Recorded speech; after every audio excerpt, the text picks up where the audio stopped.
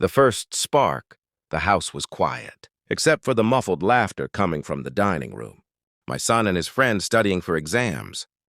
Papers scattered energy. High voices filled with the ease of youth. I stood in the kitchen pretending to read. But my attention kept drifting.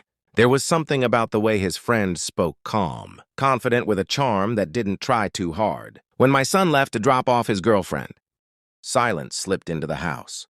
A few minutes later, he appeared in the kitchen, shirt clinging slightly from the warmth of the afternoon. "Is there something to eat?" he asked casually, pulling open the fridge. I shouldn't have noticed the way the light touched his face, or how his shoulders moved when he bent down. But I did when he straightened up. Our eyes met for the first time. Something passed between us, unspoken and sharp as lightning.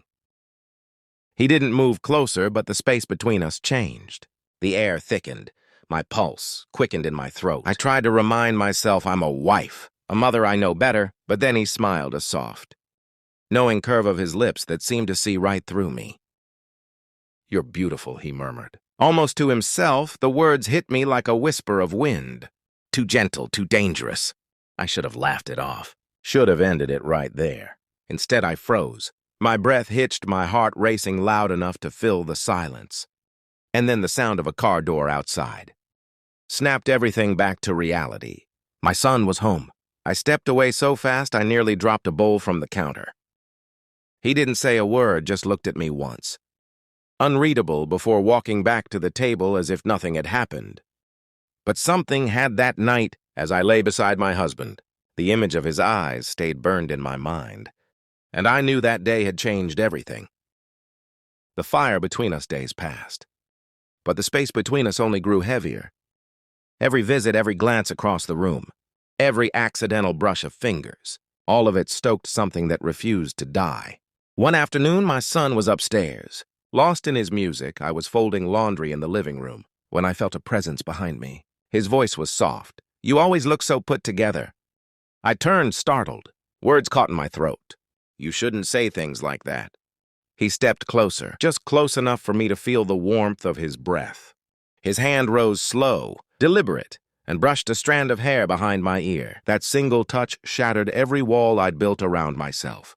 My breath trembled, his eyes met mine. Steady and deep, I told myself to stop, to move, to say anything.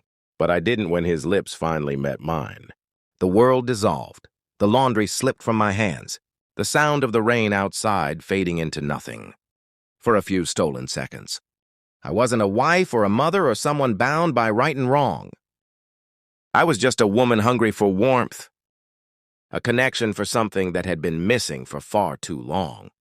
When footsteps echoed upstairs, we broke apart, guilt rushing in like cold air.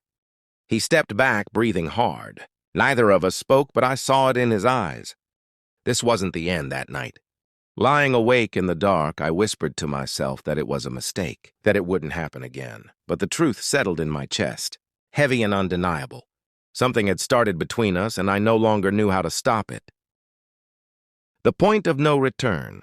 The weeks that followed were a blur of stolen moments, a brush of fingers while passing a plate, an extra second of eye contact, secret smiles that said too much. Each time I told myself it would be the last. Each time it wasn't, then came the rainy afternoon.